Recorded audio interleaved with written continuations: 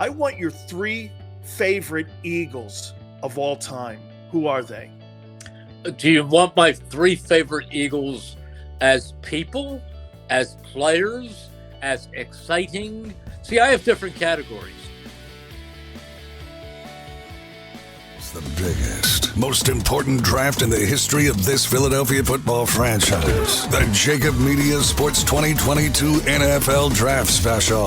Live on 6abc.com from the Ocean Casino and Resort in Atlantic City. Presented by First Trust Bank, the official bank of the Philadelphia Eagles. IBEW Local 98, Stateside Vodka, United Healthcare, Mesa Law, 6ABC, and Budweiser, the official beer of the Philly sports fan.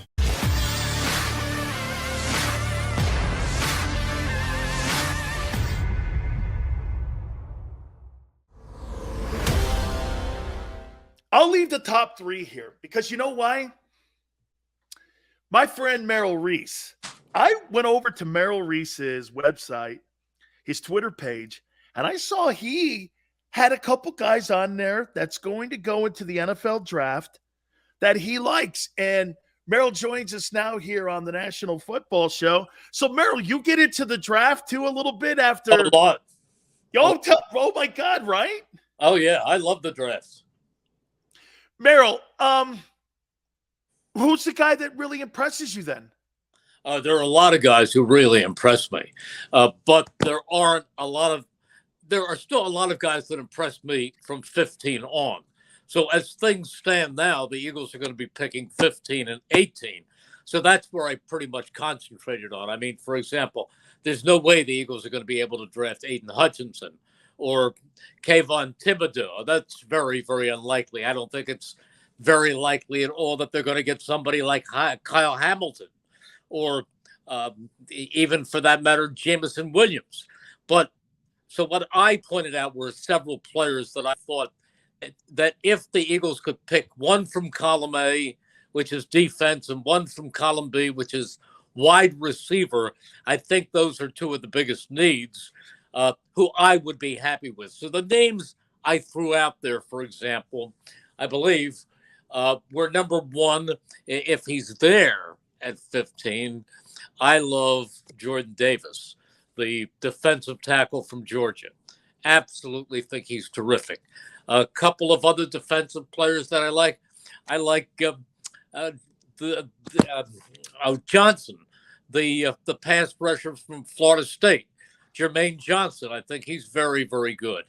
And there are others out there, linebackers, for example.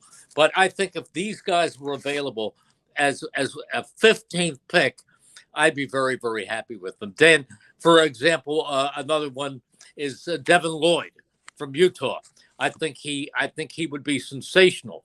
And I think of the wide receivers that I named, I really like, and I've heard people differ with me on this, particularly today on some of the talk shows, but I really like Treylon Burks from Arkansas. They say, well, he's really just a slot receiver, and I'd rather see an outside receiver. I think wherever you put him out, I think he's going to be a big play guy. He's been a big play guy at Arkansas. He wins the contested balls. He runs away from people. He knocks people over. He has a little bit of what Deebo Samuels has. But I like him a lot. Devin, London is another one. Drake London from USC is another type of wide receiver. I'm picking big guys. However, now I don't think Garrett Wilson is going to be there, or Garrett Williams, but I think maybe Chris Olave would be there from Ohio State. And I think he's very, very good. How about this, Merrill? I think you and I are on the same page, but I'm going to tell you how they're going to get to the same players. And I did it yesterday. I picked the same players that you liked at 15 and 18, but I'm going to tell you how I see Howie working this draft. I agree. If Jordan Davis is at 15, I said yesterday, he's my pick. I think the Eagles are getting Jordan Davis. You can't have a guy at 351 pounds running a 4.71 and the production that he had and you watch him play with those other two horses that were in that front four and go like this, you may not see a lot of tackles and sacks because he's got two other guys that are going to go in the top 6 picks. Yeah. I mean, it was the linebacker, Nakobe Dean, and you got a safety back there.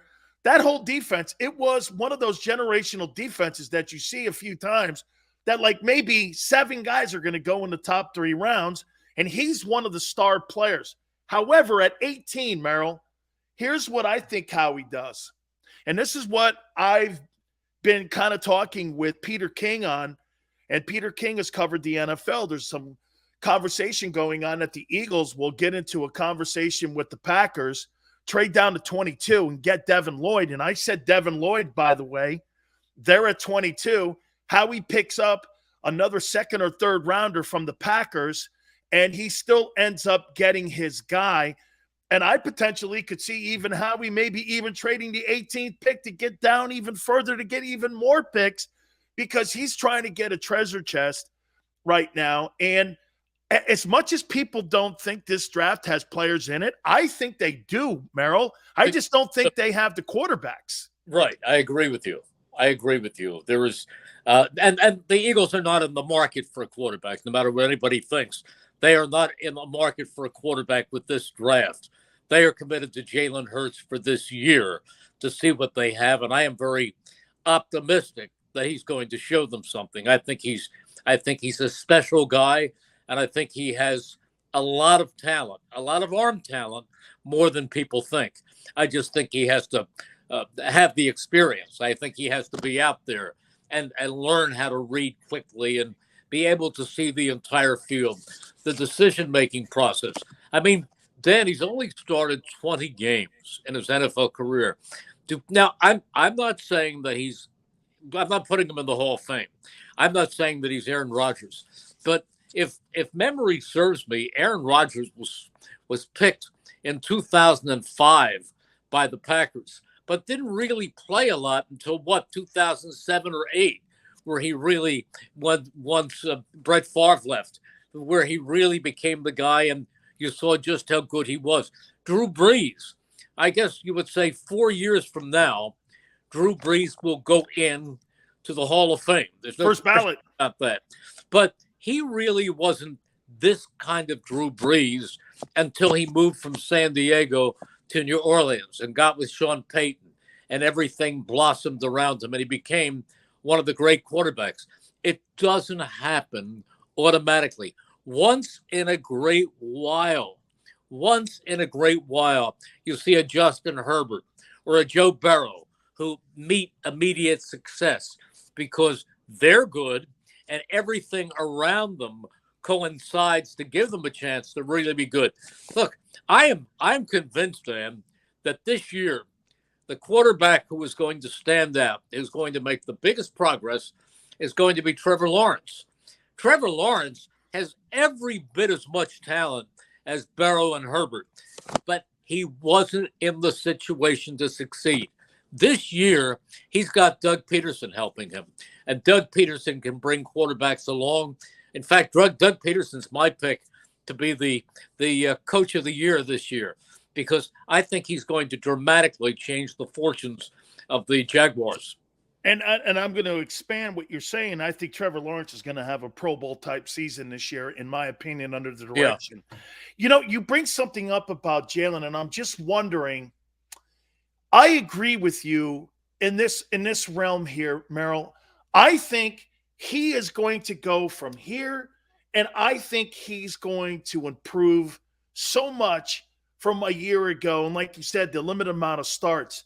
My question to you is going to be, is going from here to here enough for the Eagle front office? Merrill, he may improve, and we're both thinking the same thing. He is going to improve. But is that going to be enough, his improvement, to sell them that he's going to be the future of the team? What does from here to here mean? How many wins are you going to get me? How far are they going to get in the playoffs? What is his quarterback rating going to be? What is his completion percentage going to be? You'd have to be a little more definite as far as his statistical achievements are concerned to tell me what tells them that he's the quarterback that they're going to hitch their wagon to for at least the next 5 or 6 years? I don't know. But I think if he continues to progress, and he says, let's say he throws 25 touchdown passes and 5 interceptions. Let's say he completes 72% or 75% of his passes. I'm signing him to a 5-year extension if I see 4,200 yards and 25 touchdowns and 4 picks. Yeah. Or even 7 picks. But if he has a quarterback rating of 94, I think you're looking at the guy who's going to be here. Merrill, you have been a Pied Piper in this. You think he's the future, don't you? I do, but I don't count. I don't even count in my own house. Hey, that's okay. I think I'm in the same conversation. I've been married 33 years to my wife, and I go like this, Merrill, what's for dinner? She goes, whatever I'm cooking. And I'm saying, okay. Merrill, the development of Devonta Smith this year, in your opinion, you expect to see also those great improvements from what we saw a year ago to this year, too, because of the improvement of what you think Jalen's going to bring to the offense? Well, I don't think he needs great improvements. I just think he needs to progress because he's brilliant. He is a brilliant wide receiver. The Eagles know that they struck gold with Devonta Smith. He is that good. So maybe he becomes a little more polished in the pro game, and maybe there's another weapon on the other side. I named a couple before that can take some of the focus off of him. Eagles already have a very, very talented pass-catching tight end in Dallas Goedert. So we'll see how everything else goes. They also have a very, very good offensive line. They really do. So I think there's a chance that because of what is around him and as the team progresses, he will have more of an opportunity to explode and to catch the big passes and to increase his total of touchdowns. But I think Devonta Smith is a terrific, terrific player. Merrill, I'm going to throw a stat at you here that, and again, it's a trend in the NFL. And I was given to this. We have Jimmy Johnson coming on in hour number 2, and Coach Johnson told me this stat. That do you know that in the last decade, 60% of the wide receivers that have made it to the Pro Bowl were not drafted in the first round? 60%. And you're hearing that an emphasis will be put on edge rusher and wide receiver for the Eagles here. Do you go wide receiver again, knowing that the trend has been a lot of these great players? And because the position is so deep, I think you're going to be able to get a good player first, second, or third round. What do you think is the big emphasis of need going into this draft on Thursday night? See, as I said before, I think it's defense, number one. This team does not have a defensive difference maker right now. I mean, Fletcher Cox was a couple of years ago, and while he's still a good player, he's not the dominant player he was 3 years ago when he was a perennial All-Pro. So he's not that. They need a difference maker, primarily at the line of scrimmage. That's why I like Jordan Davis so much. Yeah, sure, I'd like one of the great edge rushers if he were there, but I don't think at 15, I think those guys are going to be swallowed up pretty quickly. That's going to be the key emphasis in this draft. So I don't mind taking one of these wide receivers at 18 and coming back and getting a safety or a linebacker in the second round. For some reason, do you know, Dan, who the last linebacker was that the Eagles took in the first round? Is it Cole? No, Trent Cole was a 5th-round pick. Oh, I can't think. You probably can't, and it's not your fault because it happened in 1492 or something. It happened in 1980, and his name was Jerry Robinson. Oh, the guy from UCLA? Yep, 3-time All-American from UCLA who had played Dick Vermeil at UCLA, and Dick Vermeil was the Eagles coach. But that was the last time the Eagles took a linebacker in the first round. 1980. Oh, my God, Jerry. What a great ball player, too, in college. We're talking 42 years. Yeah, my God. All right, Merrill. I'm going to put you on the spot here, but I'm not going to ask you for one because I don't think you could answer just one. I want your 3 favorite Eagles of all time. Who are they? Do you want my 3 favorite Eagles as people, as players, as exciting? See, I have different categories. To me, in my tenure, this will be my 46th year. I'm shooting for 146. But in my 46 years, the greatest Eagle would be Reggie White. He would be the best. He would be the best. There are certainly some great Eagles along the way. Brian Dawkins, Dawk was right there as one of my favorites, one of the great ones. The most exciting Eagle, the one Eagle who brought more electricity than any other would be Randall Cunningham. I mean, he was football's ultimate weapon. You never knew what was going to happen when the ball got snapped back to Randall. I mean, he even had a 93-yard punt or a 91-yard punt in one game. So he was the most exciting. He wasn't the greatest quarterback. The quarterback who achieved the most was Donovan McNabb. Eagles have had 3 or 4 great running backs in my tenure. They had Wilbur Montgomery, great. They had Ricky Waters was pretty good. Yeah, wouldn't be my favorite. They had Brian Westbrook. Oh, one of my all-time favorites. I used to call him the Wizard of Westbrook. Brian Mitchell was good. Brian Mitchell was very good.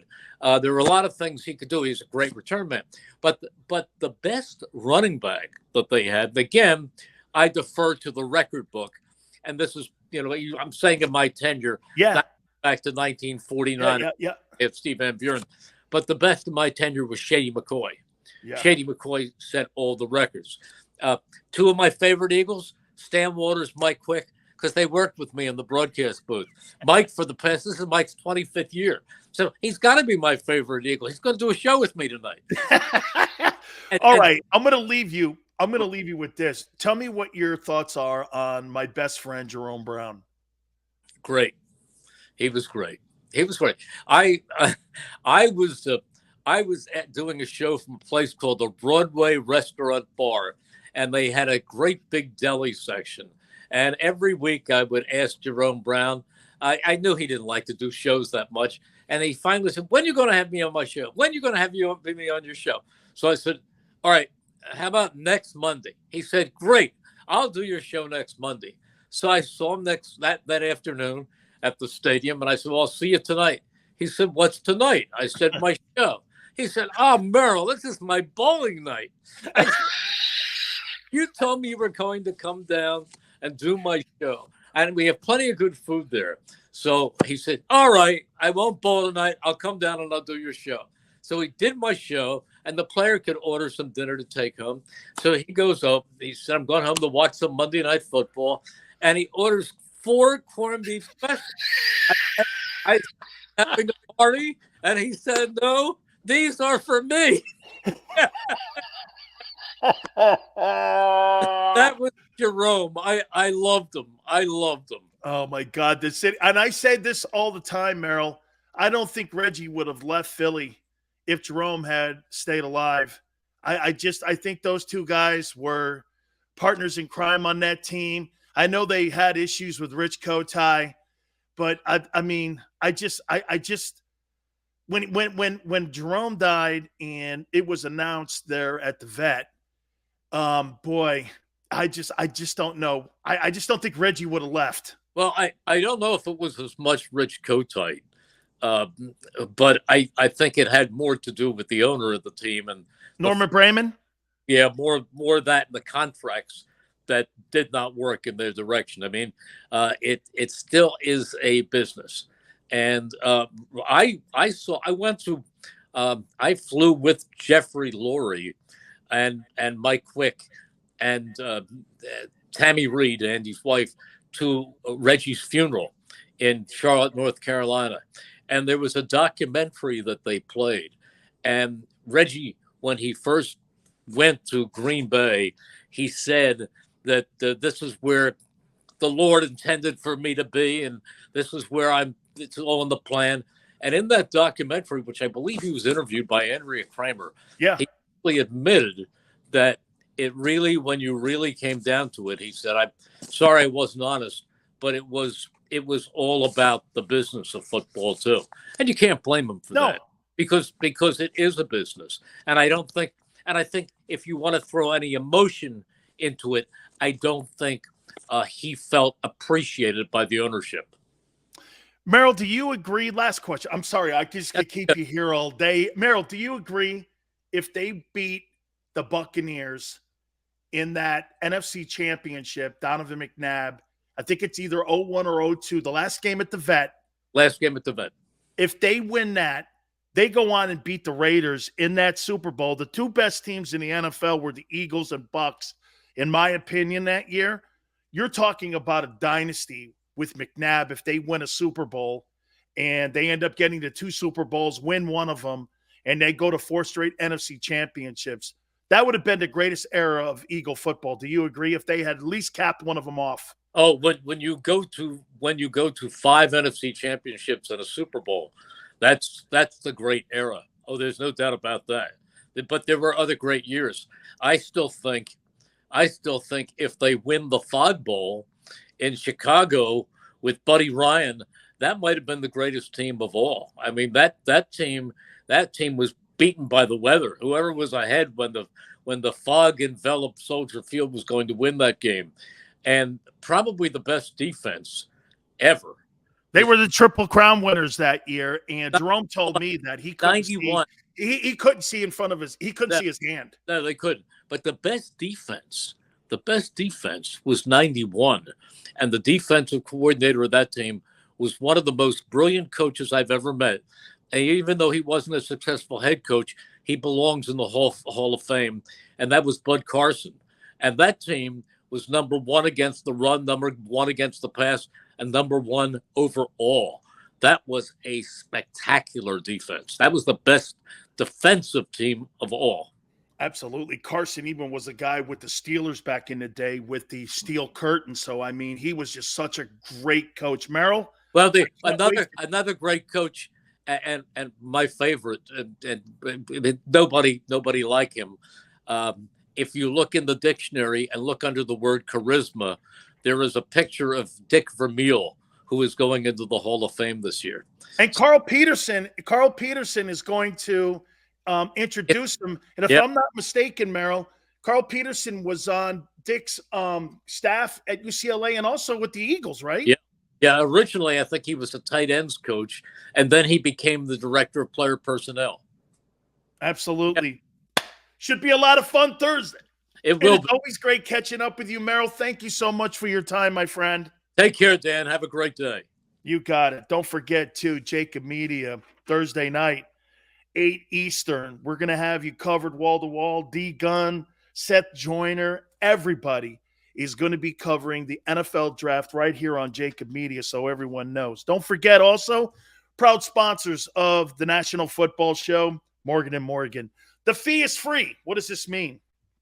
Well, they don't get paid until you get your fair compensation. That's exactly what Morgan & Morgan is. You know, I tell people this all the time. If you're injured or hurt on the job, Morgan & Morgan is going to be the right attorney for you to choose, because choosing an attorney, John told me this years ago, is one of the most difficult things you could possibly do and one of the most important things that you could possibly do. And for the people, I know you hear that slogan. It's not a slogan. This is who they are. This is what they do. For the past 30 years, Morgan & Morgan has collected in compensation for their clients wait for it, billion dollars. $13 billion in compensation for their clients. That's right.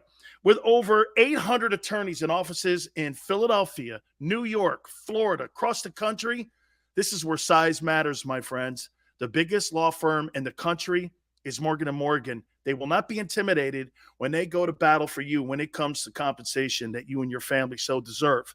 Morgan & Morgan is there to fight, and this is what they are. This is who they are. The call is free. The consultation is free. Call them at 800-512-1600. That's 800-512-1600. 24 hours a day, 7 days a week. They're there for you to make sure you and your family get the fair compensation. And do me a favor, when you call Morgan & Morgan, tell them Big Sil sent you. When choosing a lawyer for your injury case, you may ask, does the size of the law firm matter? Well, of course it does. The insurance company, they're huge with unlimited resources. And whether your case is big or small, they're built to bully you out of the money you're owed. But here's the good news. We're big too, the biggest actually. And we're built to fight to make them pay for all that was taken from you. Size is our strength. There's only one Morgan & Morgan. ForThePeople.com. It's the biggest, most important draft in the history of this Philadelphia football franchise. The JAKIB Media Sports 2022 NFL Draft Special.